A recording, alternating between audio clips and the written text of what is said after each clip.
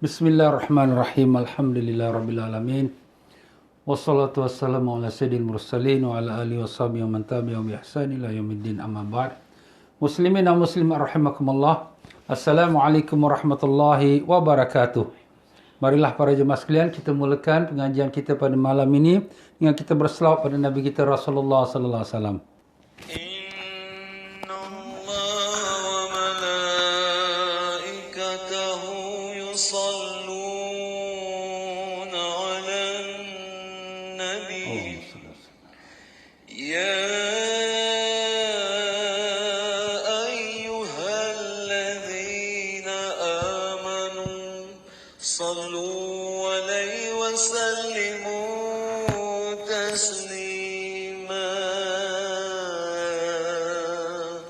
Allahumma salli wa sallim wa barik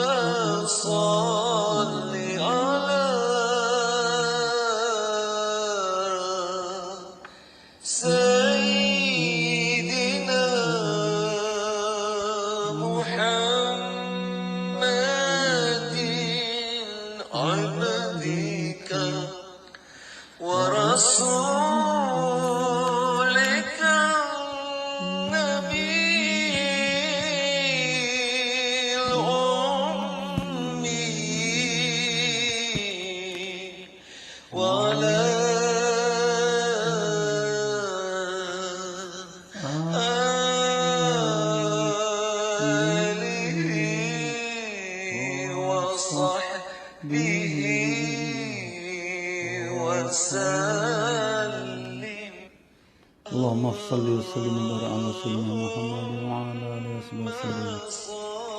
Allahumma iftah alaina wa ala dhurriyyatina futuha al-arifin. Allahumma allimna ma yanfa'una wanfa'na bima 'allamtana wa zidna 'ilma. Allahumma ya mu'allima Ibrahim 'allimna, ya mufahhima Sulaiman fahimna. Subhanaka la 'ilma lana illa ma 'allamtana innaka antal 'alimul hakim. Wa la hawla wa la quwwata illa billahil 'aliyyil 'azim. إلهنا أنت مقصودنا ورضاك مطلوبنا أعطنا محبتك ومعرفتك صلى الله على سيدنا محمد وعلى آله وسلم. الحمد لله رب العالمين. Alhamdulillah Rabbil Alamin. Muslimin dan muslimat rahimakumullah. Assalamualaikum warahmatullahi wabarakatuh. Alhamdulillah, syukur pada Allah Ta'ala yang telah perkenankan untuk kita mengikuti bersama di dalam pengajian kita pada malam ini, iaitu mengenai keagungan baginda Nabi kita Rasulullah sallallahu alaihi wasallam. Allahumma salli wa sallim alaihi. Ya para jemaah sekalian semua, apa khabar? Alhamdulillah, mudah-mudahan Allah panjangkan umur dalam sihat walafiat, ditanamkan iman dan taqwa, dibukakan pintu makrifat, ditemukan kita dengan Rasulullah sallallahu alaihi wasallam, mendapat barakah dan syafaat baginda Nabi sallallahu alaihi wasallam. Amin ya rabbil alamin. Ya para jemaah sekalian, pada pengajian kita malam semalam, kita telah menyebutkan antara keagungan dan kekhususan hanya Nabi kita sallallahu alaihi wasallam yang tidak didapatkan oleh para nabi-nabi dahulu. Antaranya ialah yang ke-18, iaitu Allah Ta'ala bersumpah dengan umur Nabi sallallahu alaihi wasallam. Jadi bila Allah bersumpah dengan sesuatu, nak menunjukkan sesuatu tu adalah sangat mulia dan sangat agung.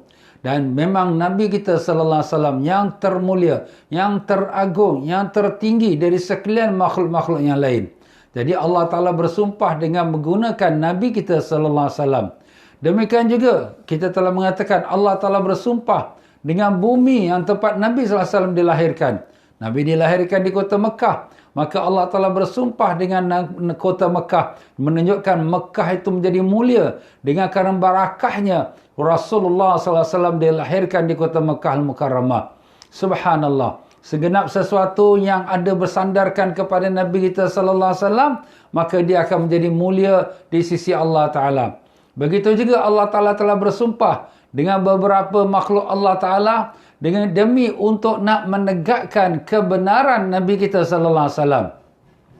Begitulah Allah bersumpah dengan nama-nama seperti wasyamsi wadhuhaha. Allah bersumpah dengan matahari. Allah bersumpah dengan waktu duha. Allah bersumpah dengan waktu malam. Allah bersumpah dengan bumi Mekah. Bersumpah untuk apa? Untuk nak menunjukkan kebenaran Nabi kita sallallahu alaihi wasallam. Nabi bukan orang yang gila, bukan orang yang tukang sihir, bukan yang jadi penyair, tapi benar-benar dia seorang utusan Allah Subhanahu wa taala.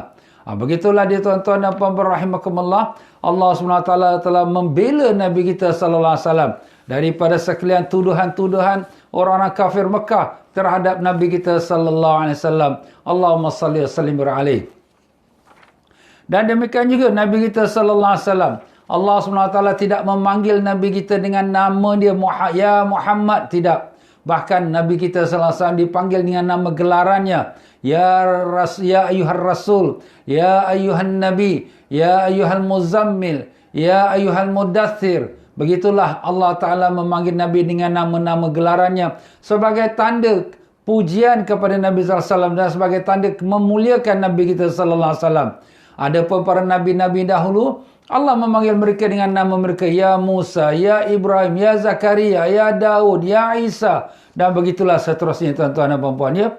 Ya tuan-tuan dan puan-puan, demikian juga Rasulullah sallallahu alaihi wasallam. Allah SWT bila nak menyebutkan beberapa nabi dan rasul, Allah meletakkan nabi kita namanya dahulu sebelum diletakkan nama nabi-nabi yang lain. Walaupun Nabi kita sallallahu alaihi wasallam yang terakhir lahir ke dunia ini, tapi baginda Nabi telah diletakkan di susunan atau di tertib atau di pembukaan setiap kata-kata Allah yang nak berbicara kepada sekalian nabi-nabi.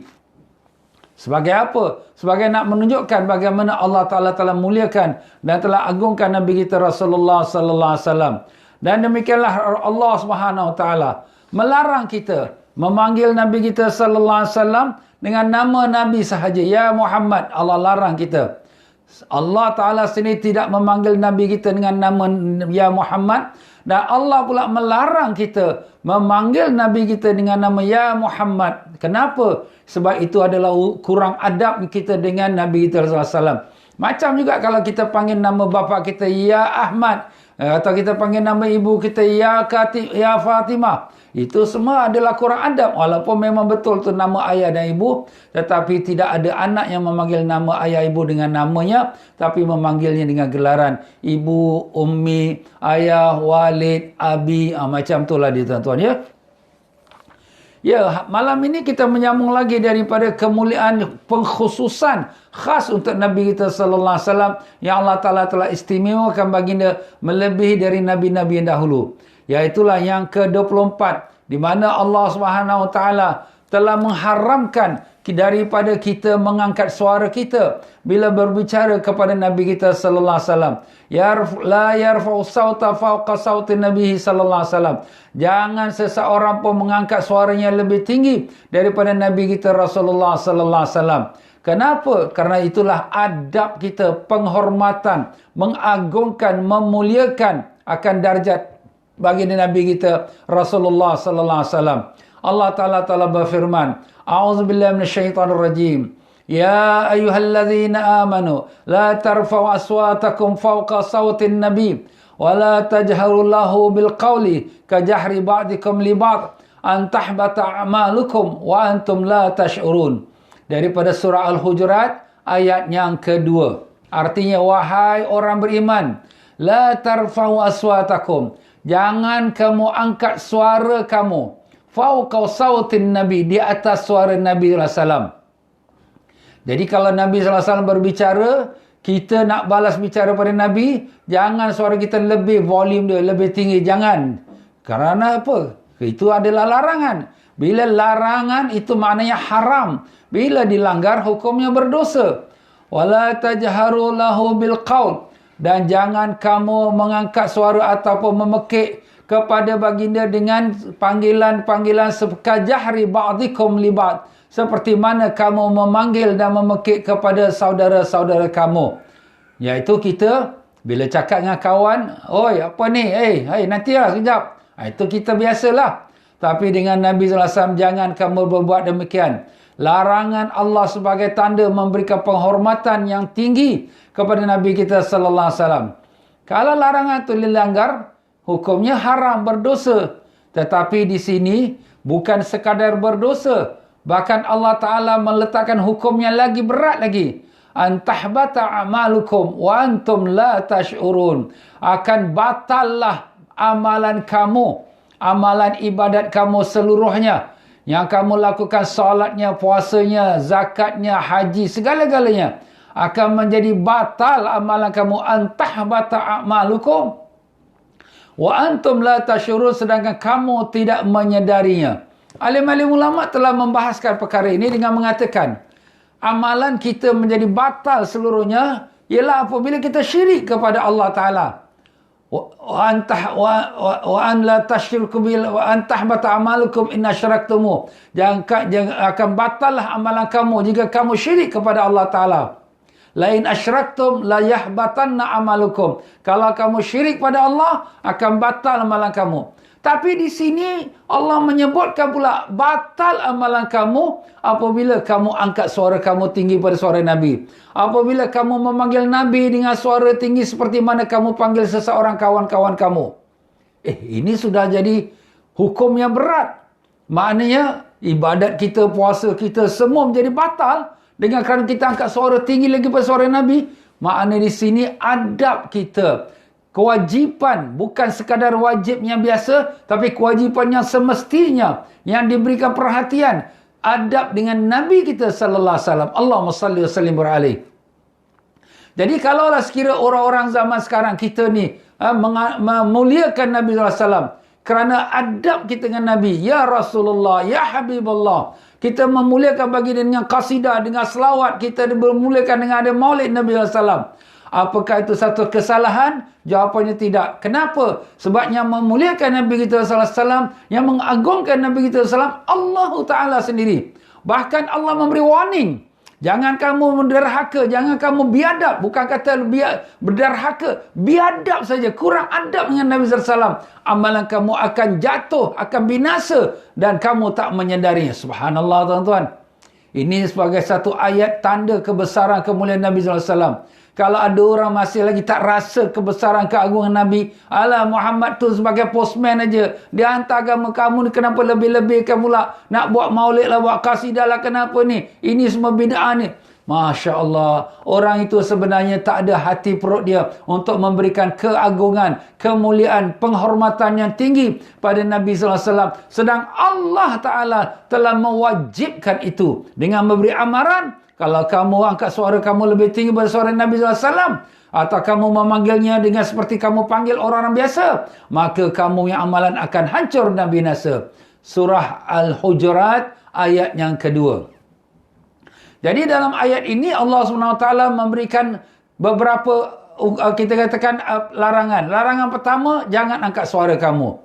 Dan larangan kedua, jangan kamu memanggil dia dengan seperti panggilan kamu, seperti orang-orang kawan-kawan kamu. Ya Muhammad, nantilah itu, ya Muhammad. Jangan. Gitu kurang adab, dan kamu yang amalan akan terhapus kerana perbuatan kamu itu. Maka di sini seorang sahabat yang di mana beliau ini adalah suara sahabatnya ni tinggi suara dia. Memanglah dah kejadian Allah Ta'ala jadikan dia suara dia tinggi. Jadi apa nak buat? Dia bernama iaitu Thabit bin Qais Asy-Syammas. Beliau ni memang biasanya kalau ada apa-apa pertanyaan daripada kaum Ansar, beliau jadi juru cakapnya. Jadi suara dia pun memang tinggi lah. Volume dia memang dah sebelum jadi, volume dia tinggi. Jadi apabila turun ayat ini, maka dia pun tidak datang lagi ke masjid. Kemudian Nabi SAW pun merasa heran. Nabi tanya kepada Sa'ad bin Mu'az, "Ya Sa'ad, apa dah jadi dengan Thabit ni? Dia sakit ke?" Sa'ad pun datanglah pergi ziarah kepada Thabit. "Ya Thabit, kenapa kau tak datang ke masjid? Kau sakit ke?" Maka dia jawab, "Tidak, aku tak sakit, tetapi aku ini daripada ahli neraka." Kenapa kau cakap macam tu? Allah SWT dah sebut, jangan kamu angkat suara kamu lebih tinggi pada suara Nabi. Dan korang semua tahu, suara aku ni lebih tinggi pada suara Nabi. Maka aku ni ahli neraka, aku ni ahli neraka. Dia sudah rasa diri dia dah berdosa dah. Maka berita itu disampaikan kepada Nabi kita sallallahu alaihi wasallam. Nabi kata, tidak. Dia adalah ahli syurga. Dia adalah ahli syurga. Dia adalah ahli syurga. Subhanallah. Sebab bukan dia tujuan nak derhaka pada Nabi. Bukan tujuan dia tu nak biadab pada Nabi. Tapi memang suara dia, volume dia macam tu. Ada orang suara volume dia tu memang tinggi. Jadi tinggi. Apa nak buat? Memang dia jadi, Allah Ta'ala jadikan. Tapi yang dimasukkan di sini, larangan ni kerana sengaja kita angkat suara dengan kita tak ada berikan rasa penghormatan pada Nabi SAW. Rasa tak ada hormat pada Nabi, itu merosakkan kita punya amalan kita. Tak ada rasa hormat. Auzubillah. Sekarang ni orang yang tak ada hormat pada Nabi. Korang ni lebih-lebihkan pada Nabi, kenapa ni? Tak ada hormat dengan Nabi ke? Masya Allah. Bagaimana perasaan kita? Sahabat-sahabat sendiri pun rasa ketakutan. Sehingga Sayyidina Umar bin Khattab radhiyallahu an, apabila turun ayat ini, maka dia kalau cakap dengan Nabi SAW macam cakap berbisik-bisik.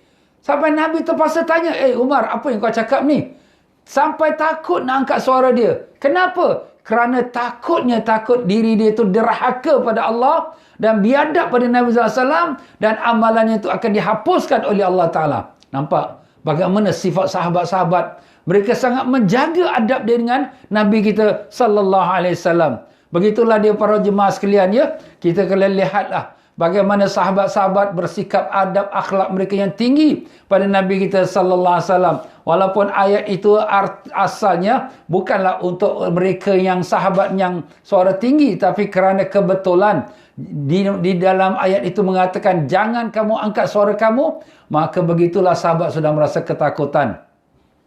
Dan bila nak cakap Nabi SAW pun cakap perlahan-lahan macam orang berbisik, sampai Nabi terpaksa tanya, apa yang kau cakap ni? Apa yang kau nak tanya? Subhanallah, ya.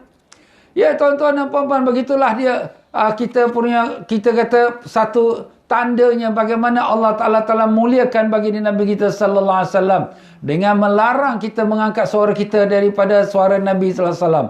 Dan demikian juga daripada tanda kebesaran, kemuliaan Nabi kita sallallahu alaihi wasallam yang khusus, yang Allah Ta'ala khususkan, iaitulah yang ke-25, taqdimu sadaqah baina yaday najwahum, iaitu diulurkan sedekah.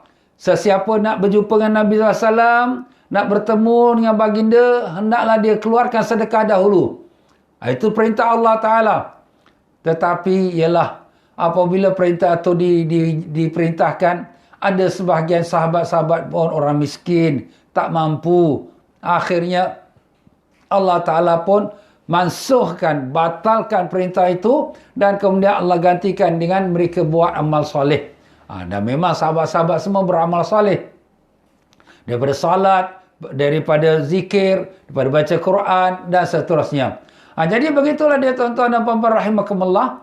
daripada khususnya Nabi SAW, nak jumpa Nabi SAW, kena keluarkan sedekah. Tapi itu sekarang sudah jadi hukum sunat. Jadi kalau kita tuan-tuan dan puan-puan yang pergi ke kota Madinah Munawwarah, maupun dalam musim haji atau umrah, jadi sunat sebelum kita menghadap kepada makam Nabi SAW, kita sedekahlah. Nampak orang fakir miskin ada kat depan-depan pintu masjid ke, kat tepi-tepi raudah ke, ya. Kita bawalah small chain kita, ya, untuk kita nak bersedekah. Jadi kita dapat ikutlah perintah Allah Ta'ala. Walaupun tu sudah dimansuhkan, sudah dibatalkan, tetapi dia masih hukum sunat. Asalnya wajib, tapi dia jadi hukum sunat. Itulah dia firman Allah Ta'ala, a'udzubillahi minasyaitonir rajim. Ya ayyuhalladzina amanu idza najaitumur rasula faqaddimu baina yaday najwakum sadaqah. Ayat yang ke-12 daripada surah Al-Mujadalah. Wahai orang beriman, apabila kamu nak berbicara, nak berjumpa dengan Nabi sallallahu alaihi wasallam, faqaddimu baina yaday najwakum, maka dahulukanlah sebelum kamu berjumpa dengan Nabi sedekah, dengan sedekah. Kenapa nak sedekah dulu? Sebagai tanda kemuliaan Nabi SAW. Bukan Nabi yang dapat sedekah tu, tidak. Nabi pun haram makan sedekah. Tapi sedekah pada orang miskin sebagai tanda penghormatan pada Nabi SAW. Subhanallah. Ini tak pernah berlaku kepada Nabi-Nabi dahulu. Tapi kenapa pula dibuat syarat itu? Ialah sebagai memuliakan Nabi kita SAW. Sebab apabila kita bersedekah, Allah Ta'ala ampunkan dosa kita. Jadi seolah-olah seseorang itu nak menghadap pada Nabi, bersihkan dirinya daripada dosa dengan bersedekah. Tapi ialah kerana tak semua orang ada kemampuan, maka bolehlah digantikan pula dengan amal taat seperti salat, seperti zikir dan seperti amal-amal kebaikan yang lain. Wallahu alam. Itulah dia tuan-tuan dan puan-puan daripada kemuliaan yang Allah khususkan untuk Nabi kita sallallahu alaihi wasallam. Dan antara lagi pengkhususan yang Allah Ta'ala muliakan Nabi kita Rasulullah SAW yang ke-26, ja'alahu Allah Ta'ala nuran. Allah Ta'ala jadikan Nabi kita SAW tu nur, cahaya. Allah Ta'ala telah memberikan cahaya pada Nabi kita SAW dan dinamakan Nabi kita nurun.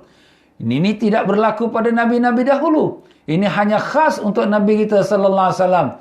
Di dalam firman Allah Ta'ala, a'udzubillahi minasyaitonir rajim, qad ja'akum minallahi nurun wa kitabun mubin. Telah datang kepada kamu daripada sisi Allah nurun, cahaya, wa kitabun mubin, dan kitab yang menerangkan, iaitu Al-Quran. Kalau ada orang mengatakan ini nur, ini maksudnya kitablah Al-Quran, kalau itu nak maksudnya Al-Quran, kenapa Allah sebut pula wa kitabun mubin? Dan kitab iaitu Al-Quran, takkan diulangkan sampai 2 kali. Jadi tak dapat tidak, nurun yang pertama itu ialah Rasulullah sallallahu alaihi wasallam, dan kemudian wa kitabun mubin, iaitu dah Al-Quran. Jadi Allah Subhanahu wa taala nak menggelarkan Nabi kita sallallahu alaihi wasallam nurun, cahaya, dan sememangnya Nabi ini adalah cahaya. Sebab itulah di sini apabila Sayyidatina Aminah radhiyallahu anha, ibu Nabi kita sallallahu alaihi wasallam, Allahumma salli wa sallim wa barik alaihi wa ala alihi, ibu Nabi kita sallallahu alaihi wasallam ni, dia dikandungkan oleh Nabi, dia mengandungkan Nabi kita sallallahu alaihi wasallam pada bulan Rejab, pada malam Jumaat. Itulah dia malam pertama beliau telah bertemu dengan suaminya Abdullah bin Abdul Muttalib. Iaitu malam pertama, dan dengan itu berpindahlah nur cahaya daripada tulang sulbinya Abdullah kepada ibunya iaitu Siti Aminah radhiyallahu anhumah. Semoga Allah meridai kedua ibu ayah Nabi kita sallallahu alaihi wasallam. Amin ya rabbal alamin. Dan kemudian ayah Nabi kita Sayyidina Abdullah bin Abdul Muttalib telah diperintahkan oleh bapaknya iaitu Abdul Muttalib untuk bersama-sama rombongan Quraisy pergi berniaga di negeri Syam. Baru pengantin baru kemudian pergi berniaga. Nah, kemudian dalam perjalanan pulang di kota Madinah, Abdullah bin Abdul Muttalib bapa Nabi SAW jatuh sakit, kemudian tinggallah di Madinah. Rombongan Quraisy ni balik ke Mekah. Bapaknya Abdullah Abdul Muttalib tanya, mana ni anak aku Abdullah? Mereka pun mengatakan Abdullah sakit di Madinah. Maka Datuk Nabi Abdul Muttalib perintahkan bapa saudara Nabi yang bernama Haris, kau pergi Madinah, tengok apa jadi adik kau tu. Sampai di Madinah, rupanya Abdullah sudah meninggal dunia. Dan masa itu Nabi kita SAW dalam kandungan ibunya 2 bulan. Maknanya apa tuan-tuan? Maknanya Aminah baru bernikah dengan Abdullah 2 bulan saja, tak lama tuan-tuan ya. 2 bulan. Dan begitulah Aminah dengan suami pun tak lama. Setelah bernikah, tak lama kemudian, beberapa minggu kemudian, terus suami dia pergi musafir untuk menjalankan perniagaan Quraisy. Dan kemudian kembali kepada Allah. Dan Nabi SAW dalam kandungan ibunya, dalam tempoh masa mengandung ibunya 2 bulan. Nabi sudah menjadi seorang anak yatim. Itulah dia Nabi kita SAW. Tetapi Aminah radhiyallahu anha, cerita yang panjang, kalau nak cerita itu nanti bab lain pula.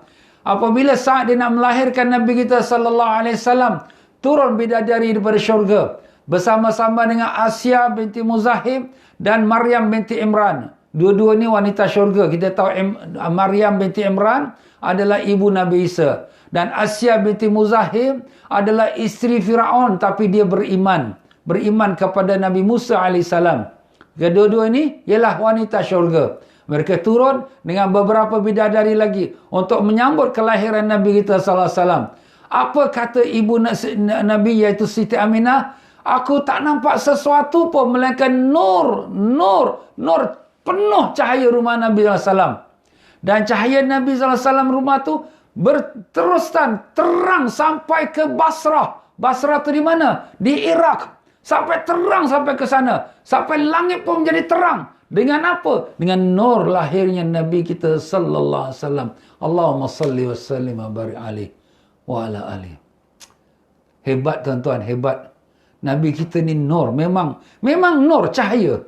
Sebab itulah Siti Aisyah radhiyallahu anha, satu masa dia sedang berjahit, dia jahit di dalam rumah dia. Waktu malam pakai lampu minyak. Jadi tengah-tengah dia jahit tu, terjatuh pula dia punya jarum tu dan kemudian lampu tu terpadam. Jadi dia nak meraba-raba tak nampak. Mana jarum ni? Kemudian datang satu cahaya terang nah. Dan kemudian Siti Aisyah pun dapat mengangkat, ni jarum dia. Dia angkat jarum, tapi nak tengoklah cahaya mana tu. Rupanya cahaya tu datang daripada wajah Nabi Rasulullah sallallahu alaihi wasallam. Allahumma salli wa sallim wa barik alaihi wa ala alihi. Maka berkata Sayyidatina Aisyah, beruntunglah orang yang dapat memandang wajah engkau ya Rasulullah. Allahumma salli wa sallim wa barik, ya Allah, kurniakanlah kami dapat menghadap wajah Nabi kami, ya Allah. Izinkanlah kami dapat menatap wajah Nabi kami. Kami tahu kami tak layak untuk menatap wajah Nabi yang mulia. Kerana kami tahu kami hamba yang banyak dosa, ya Allah. Tapi kami mohon padamu dengan rahmat-Mu. Kerana kami tahu rahmat-Mu sangat luas, ya Allah. Kami mohon padamu dengan barakah syafaat Nabi kami. Kerana kami tahu kau sayang Nabi kami. Izinkanlah kami umat yang berdosa ini untuk dapat menatap wajah Nabi kami yang mulia dalam hidup ini sebelum mati kami, ya Allah. Dengan berkat syafaat Nabi sallallahu alaihi wasallam. Amin ya rabbal alamin. Begitulah kata Siti Aisyah radhiyallahu anha. Tetapi Nabi sallallahu alaihi wasallam menjawab, "Ya Aisyah, nanti besok di yaumul qiyamah ada orang yang celaka yang tak dapat menatap dan melihat wajahku." Jadi apabila disebutkan perkataan macam tu, Siti Aisyah pun terkejut. Siapa dia ya Rasulullah? Nabi sallallahu alaihi wasallam menjawab, merekalah orang yang namaku disebut di sampingnya tapi tidak berselawat kepadaku. Allahumma salli wa sallim wa barik alaihi wa ala alihi. Nampak tuan-tuan? Kita bila dengar nama Nabi Sayyidina Muhammad, Allahumma salli wa sallim wa barik sallallahu alaihi wasallam, cepat-cepat kita selawat. Jangan kita lambat-lambat, tak apalah ini sunat, tak, jangan. Segera kita berselawat pada Nabi kita sallallahu alaihi wasallam. Allahumma salli wa sallim wa barik alaihi wa ala alihi. Itulah dia tuan-tuan dan puan-puan, mudah-mudahan semua kita diperkenankan untuk kita dapat menatap wajah Nabi sallallahu alaihi wasallam. Allahumma amin ya rabbal alamin. Itulah dia tuan-tuan, Allah Taala telah jadikan nur Nabi kita sallallahu alaihi wasallam. Sebab itulah di sini di dalam riwayat Jabir bin Abdullah radhiyallahu anhu, di mana seorang sahabat Nabi yang mulia yang bertanya pada Nabi kita, ya Rasulullah, beritahulah padaku apakah perkara yang pertama sekali yang Allah cipta sebelum dijadikan segala-galanya. Maka Nabi SAW menjawab, ya Jabir, perkara yang pertama sekali Allah telah cipta sebelum segala-galanya yang lain ialah nur Nabi engkau ya Jabir. Itulah dia Nabi kita SAW. Nur Nabi kita sudah ada sebelum Allah jadikan langit, bulan, bintang. Sebab itulah Nabi Adam AS, apabila dia telah memakan buah khuldi, buah larangan, dan kemudian dibuangkan daripada syurga jatuh ke bumi, dan dia pun mohon taubat daripada Allah. Dia menyebutkan, ya Allah, terimalah taubatku ya Allah, dengan barakahnya Nabi Muhammad sallallahu alaihi wasallam. Maka Allah Taala tanya, hai Adam, dari mana kau tahu nama Nabi Muhammad sallallahu alaihi wasallam itu? Maka jawab, ya Adam, ya Allah, saat pertama kau tiup roh dalam jasadku, aku buka mataku, aku lihat setiap tiang-tiang arash, setiap pintu-pintu syurga, setiap daun-daun pokok, semuanya tertulis la ilaha illallah Muhammadur Rasulullah sallallahu alaihi wasallam. Dan aku tahu tak ada nama yang diletak sebelah nama engkau ya Allah, melainkan adalah dia seorang yang kekasih engkau ya Allah. Maka jawab Allah SWT, benar wahai Adam, laulahu ma khalaqtuka. Kalau tidak kerana Muhammad sallallahu alaihi wasallam, aku tidak jadikan kau. Laulahu ma khalaqtu khalqa. Kalau tidak kerana Nabi Sayyidina Muhammad sallallahu alaihi wasallam, aku tidak ciptakan alam seluruhnya ini. Subhanallah. Nampak tuan-tuan? Mulia, agung Nabi kita. Masya Allah. Agung Nabi kita tuan-tuan. Mulia, sangat mulia. Tapi sayangnya umat ini tak mengenal Nabi kita. Sebab itulah kita adakan kuliah ni. Untuk kita mengenal keagungan Nabi. Bukan sebarang orang tuan-tuan. Tak ada siapa yang kenal betul-betul kemuliaan Nabi. Ketinggian darjat Nabi. Melainkan hanya Allah Ta'ala. Kita duk sebut ini sikit. Tapi yang betul confirm 100% sempurnanya ketinggian darjat Nabi yang tahu siapa? Hanya Allah Ta'ala. Kerana dialah Allah yang menciptanya. Dialah yang maha mengetahui siapa dia sebenarnya. Nabi kita Sayyidina Muhammad sallallahu alaihi wasallam. Allahumma salli wa sallim alaihi wa ala alihi. Sebab itulah Nabi kita sallallahu alaihi wasallam pun dalam doa, dia pun doa, Allahumma ja'al fi qalbi nura, ya Allah jadikanlah dalam hatiku cahaya, wa fi basari nura, dalam penglihatanku nur, wa fi sam'i nura, dan dalam pendengaranku nur, wa an yamini nura, dan sebelah kananku nur, wa an yasari nura, dan sebelah kiriku nur, wa tahti nura, dan di bawahku nur, wa fauqi nura, dan di atas aku nur, wa amami nura, dan di depanku nur, wa khalfi nura, dan belakangku nur, wa ja'ali nura, dan jadikanlah aku ini nur. Itu doa Nabi SAW. Minta dijadikan nur. Dan memang doa Nabi itu kabul. Dan memang Nabi kita SAW itu adalah nur cahaya Allah SWT. Sebab itulah Nabi kita SAW, apabila dia gembira, wajah dia berseri, lebih bercahaya daripada bulan purnama. Sebab itulah nak digambarkan bagaimana cahaya Nabi gilang gemilang tu, sampai sahabat-sahabat yang menyambut kedatangan Nabi SAW di kota Madinah pada hari pertama membacakan nasyid, selawat, qasidah, Tala'al badru alaina min saniyatil wada' wajaba syukru alaina ma da'a lillahi da'. Tala'al badru alaina, telah terbitlah atas kami bulan purnama. Baginda Nabi digambarkan sebagai bulan purnama kerana tak ada lagi yang lebih bercahaya daripada bulan yang purnama, bulan yang penuh, yang cukup, yang menerangi semua alam pada saat tersebut. Baginda lebih daripada bulan purnama itu. Subhanallah tuan-tuan. Itulah dia Nabi kita sallallahu alaihi wasallam. Allahumma shalli wa sallim. Talal badru alaina min saniyatil wada, yang di mana Nabi digambarkan bulan purnama yang terbit daripada saniyatil wada. Saniyatil wada tempat yang Nabi masuk ke kota Madinah itu. Wajib syukru alaina, wajiblah kami bersyukur pada Allah atas apa kedatangan Nabi. Wajib syukru alaina ma da'a lillah, selama Nabi itu menyeru manusia kepada jalan Allah. Begitulah dia tuan-tuan dan puan-puan, rasa gembiranya Ahlul Madinah menyambut Nabi SAW. Hari ini kita nak baca kasidah ni, nak baca selawat pada Nabi, orang kata, bid'ah, ini haram. Apa nak kita kata orang macam ni? Kesian tuan-tuan. Hati perut dia, mereka tak ada rasa dengan kemegahan Nabi, kemuliaan Nabi SAW. Mudah-mudahan Allah bagi kita dan juga kepada mereka semua hidayat Allah, supaya semua kita dicahayakan hati-hati kita untuk cinta dan kasih dan rindu pada Nabi kita Rasulullah SAW. Allahumma salli wa sallim wa barik alaihi wa ala alihi. Anas bin Malik radhiyallahu anhu menceritakan, Anas ialah sahabat yang menjadi khaddam Nabi sepanjang Nabi duduk di kota Madinah 10 tahun. Beliau mengatakan, apabila Nabi SAW datang ke kota Madinah, maka kota Madinah diterangi dengan cahaya Nabi SAW. Nampak cahaya, sinaran, terang cahaya. Dan apabila Nabi SAW wafat kembali kepada Allah, maka kota Madinah menjadi gelap gelita balik. Gelap macam tak ada cahaya dah. Begitulah kata Sayyidina Anas radhiyallahu an, apabila kami selesai daripada mengkebumikan Nabi sallallahu alaihi wasallam, maka hati kami merasa sangat sedih, sangat sayu, seperti seolah-olah dah tak ada lagi cahaya dalam kota Madinah ini. Subhanallah tuan-tuan. Sahabat rindu pada Nabi, sayang walaupun mereka tu tiap-tiap hari melihat Nabi sallallahu alaihi wasallam, tapi mereka rindu pada Nabi kita sallallahu alaihi wasallam.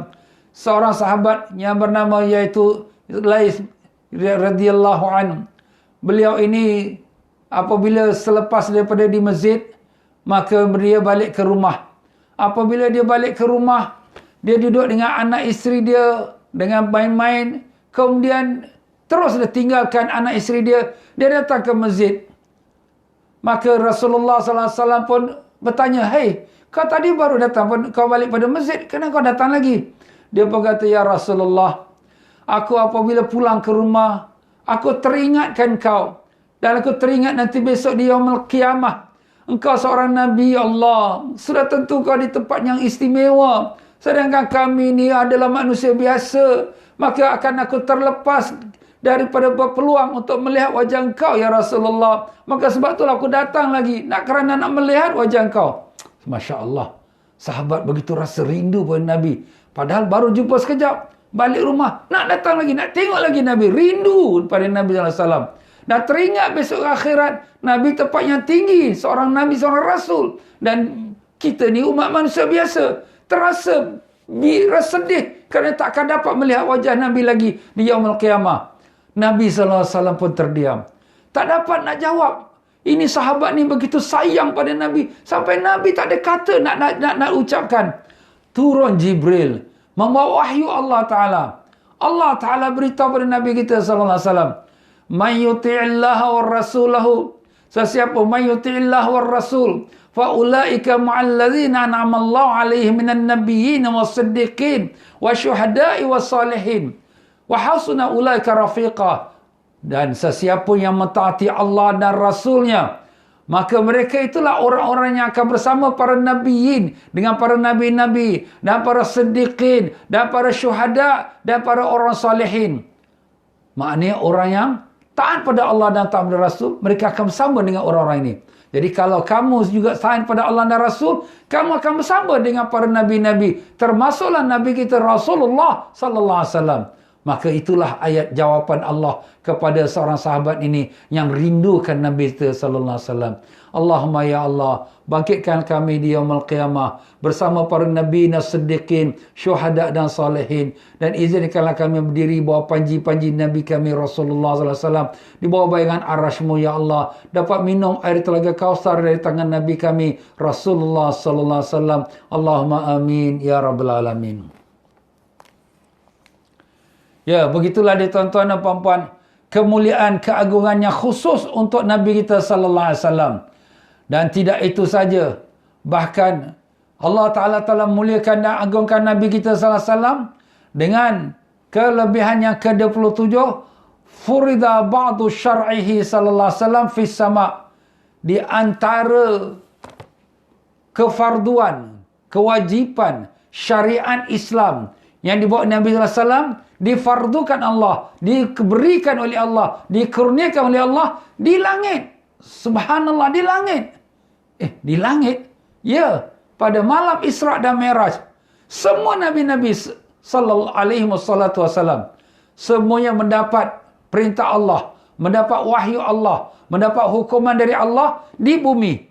Tetapi hanya Nabi kita sallallahu alaihi wasallam sahaja antara perintah Allah Ta'ala tu Nabi mendapatkan daripada Allah di langit. Subhanallah. Kenapa di langit? Nak tunjukkan bahawa inilah dia manusia yang paling tercinta di sisi Allah, yang paling mulia, yang paling agung, melebihi dari sekalian Nabi-Nabi.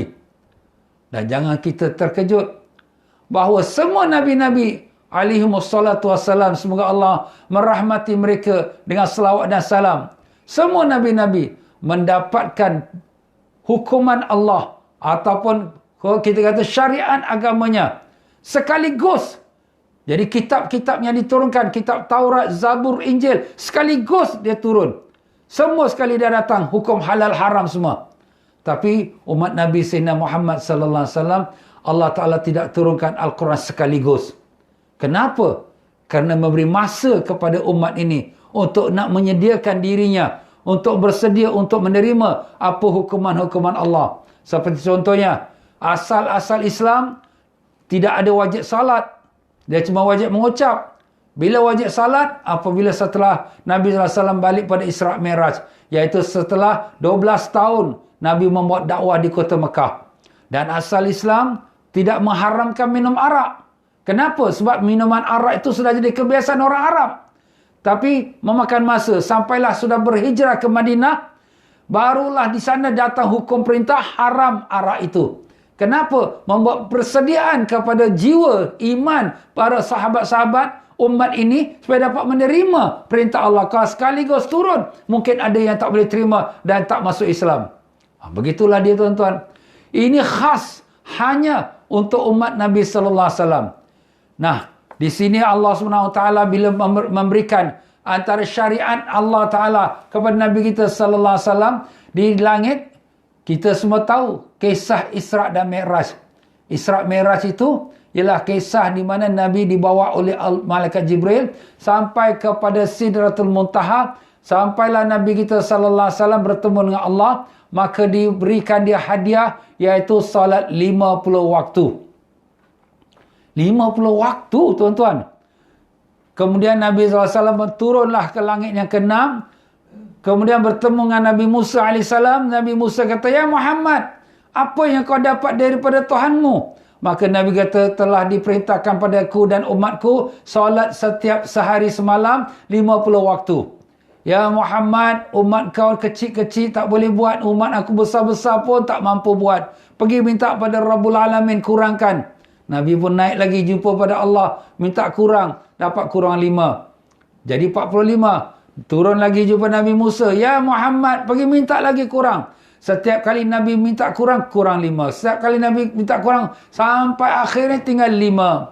Apabila sampai tinggal 5, "Ya Muhammad, pergi minta kurang lagi." Maka Nabi berkata, "Aku malulah ya Musa." Jadi Nabi pun tak tergamak lagi. Dah bagi 5 diskaun pun nak minta diskaun lagi. Tak ada lagi, dah habis dah. Jadi Nabi pun turun. Dan Allah Ta'ala berkata pada Nabi kita, "Ya Muhammad, sesiapa daripada umatmu yang mengerjakan 5 waktu salat ini, aku tuliskan bagi dia pahala 50 waktu salat." Subhanallah.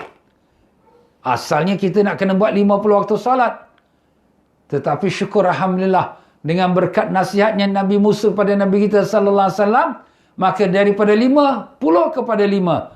Alhamdulillah, nasib baik hanya tinggal 5. Kalau 50 waktu salat, jangan cakap kita, Pak Imam pun tak datang masjid. Macam mana Pak Imam nak hidup? Asyik solat. Kita pun nak cari rezeki juga Ustaz. Anak-anak kita nak makan juga, takkan makan pasir aja.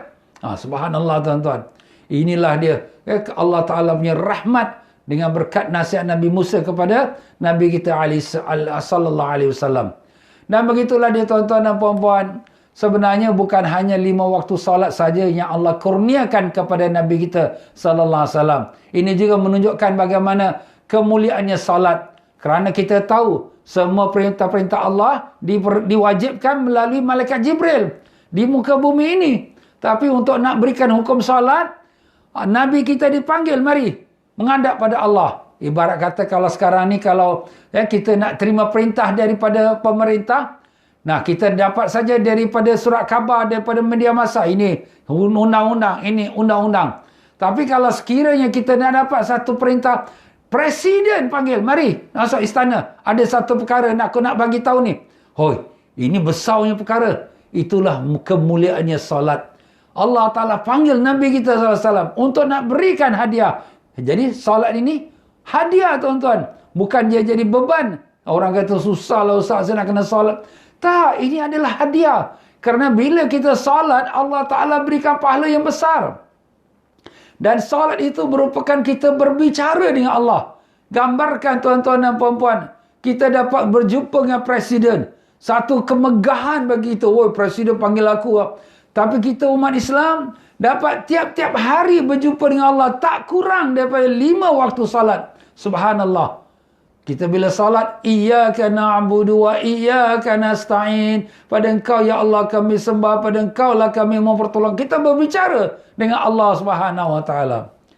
Ya tuan-tuan dan puan-puan rahimakumullah. Tetapi bukan hanya salat saja yang dikurniakan pada Nabi kita sallallahu alaihi wasallam pada malam Isra dan Mi'raj. Ada lagi yang lain. Di antaranya disebutkan bahawa Nabi sallallahu alaihi wasallam telah dikurniakan iaitu penutup surah Al-Baqarah. Penutup surah Al-Baqarah daripada amanar rasulu bima unzila ilaihi min rabbi wal mu'minun sampailah wa'fu anna waghfir lana warhamna anta maulana fansurna 'alal qaumil kafirin. Ini ayat diturunkan Allah pada Nabi kita sallallahu alaihi wasallam di akhir surah Baqarah ini, iaitu di waktu Nabi malam Isra Mi'raj di langit, lepas pada langit yang ketujuh. Nampak tuan-tuan? Sebab tu ayat ini amanah Rasul sangat-sangat mulia. Kalau boleh kita amalkan sebelum tidur dan setiap lepas sembahyang, paling tidak lepas sembahyang subuh, sembahyang lepas sembahyang maghrib. Amalkan dia kerana dia adalah ayat yang mulia, yang agung, yang Allah Ta'ala berikan kepada Nabi kita SAW di atas kepada langit yang ketujuh pada malam Isra' dan Mi'raj. Dan demikian juga Allah Ta'ala telah mengisytiharkan pada Nabi kita SAW pada malam itu, yang Allah ampunkan semua orang yang beriman selagi mereka tidak syirik kepada Allah Ta'ala. Itulah Allah Ta'ala mengatakan innallaha la yaghfiru man yushraka bihi wa yaghfiru ma duna dzalika liman yasha. Allah tidak ampunkan dosa sesiapa yang syirik kepada Allah dan mengampunkan selain daripada dosa syirik siapa saja yang Allah Ta'ala kehendaki. Nak menunjukkan apa? Menunjukkan rasa kasih sayang Allah, cintanya Allah pada umat Nabi Sayyidina Muhammad sallallahu alaihi wasallam. Allahumma salli wa sallim alaihi. Dan tidak itu saja. Tidak hanya perintah solat, tidak hanya dengan 2 ayat yang terakhir daripada surah Al-Baqarah, dan tidak hanya dengan Allah Ta'ala mengampunkan semua dosa melainkan syirik, bahkan Allah Ta'ala juga telah kurniakan, iaitu setiap amalan-amalan yang saleh, yang baik, digandakan daripada 10 sampai kepada 700 kali ganda. Ikut keikhlasan hamba yang mengerjakan ibadat. Kita sedekah $1, maka digandakan $10 atau sampai pada 700 kali ganda. Kita buat haji sekali, digandakan 10 kali haji atau sampai 700 kali ganda haji. Subhanallah. Ini kelebihan. Dan itu adalah anugerah Allah kepada Nabi kita SAW untuk umat Nabi SAW. Umat Nabi SAW memang ahli syurga dah. Tapi untuk umat. Kenapa? Kerana sayangnya Allah pada Nabi kita. Kerana Allah sayang Nabi kita. Allah cinta Nabi kita. Dan itulah kemuliaan Nabi kita. Allah muliakan umat Nabi Sayyidina Muhammad SAW. Dan kalau sekiranya seseorang yang berniat nak buat sesuatu kebaikan. Nak buat satu kebaikan, niat saja. Allah dah tuliskan dia pahala satu kebaikan tu. Kalau sekiranya dia tak buat sekalipun, sudah dituliskan pahala satu kebaikan tu. Dan kalau seseorang tu dia niat nak buat jahat dan tak jadi buat jahat, dituliskan satu pahala juga untuk dia. Kenapa? Pasal dia nak niat buat jahat tapi dia tak jadi buat jahat. Jadi diberikan pahala. Subhanallah. Dan kalau sekiranya dia buat jahat juga, maka dituliskan satu jahat dengan satu dosa. Itu saja. Tapi kalau pahala diganda-gandakan. Allah. Tuan-tuan. Apa maknanya? Maknanya Allah Ta'ala sayang kepada kita umat Nabi Sayyidina Muhammad SAW. Bukan pasal kita orang baik. Tapi pasal Nabi kita yang mulia. Itulah Allah muliakan kita. Ya Allah. Terima kasih ya Allah. Terima kasih kau jadikan kami umat Nabi Sayyidina Muhammad SAW. Kami tahu ini merupakan anugerahmu yang besar kepada kami. Kami tak pernah minta untuk jadi umat Nabi yang mulia. Tetapi engkau telah lahirkan kami daripada kalangan umat Nabi Sayyidina Muhammad SAW. terimalah kami, maafkanlah kami. Kami tahu kami hamba yang banyak dosa. Kami umat yang lalai, kami banyak buat kesalahan. Tapi kami tahu Kau Tuhan yang Maha Pengampun. Dan Kau suka ampunkan hamba-Mu, ampunkanlah kami ya Allah. Matikanlah kami semua dalam iman, dalam Islam, dalam husnul khatimah. Dengan kalimah La ilaha illallah Muhammadur Rasulullah sallallahu alaihi wasallam.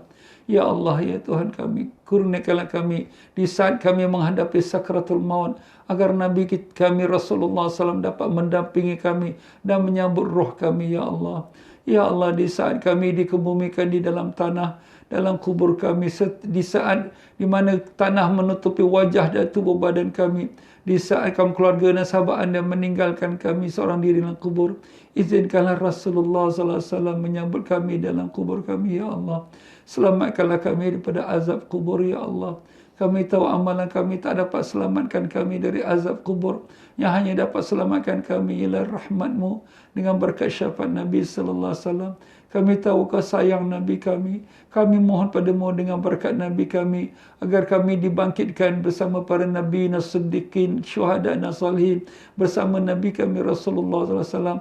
Demikian juga ibu ayah kami, datuk nenek kami, mertua-mertua kami, anak cucu kami, guru-guru kami. Izinkanlah kami semua berkumpul di bawah panji-panji Nabi kami Rasulullah SAW dan di bawah bayangan arasy-Mu, ya Allah.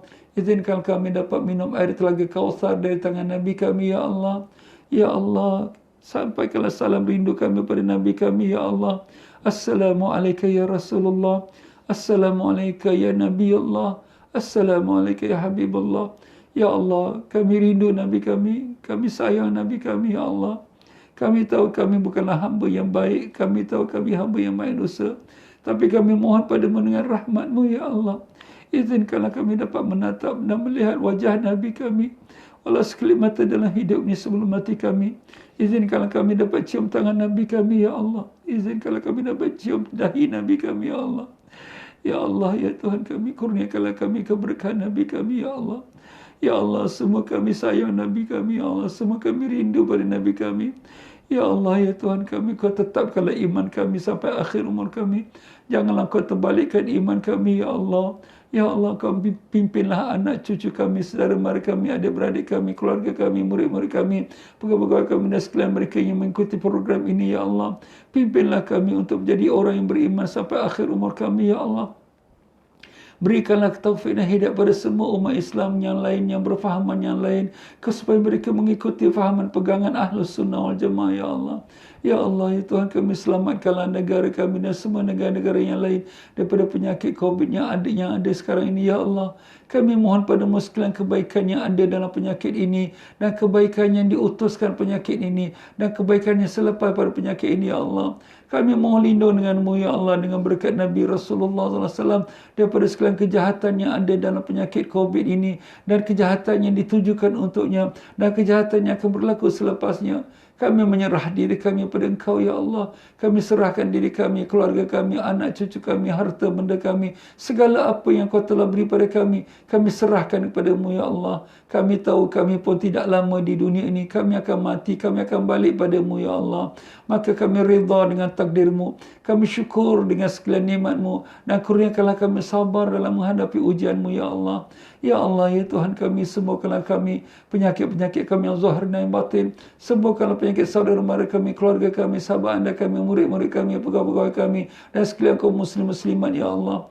Ya Allah, ya Tuhan kami, terimalah doa kami, kabulkanlah semua hajat-hajat kami yang baik dunia dan akhirat.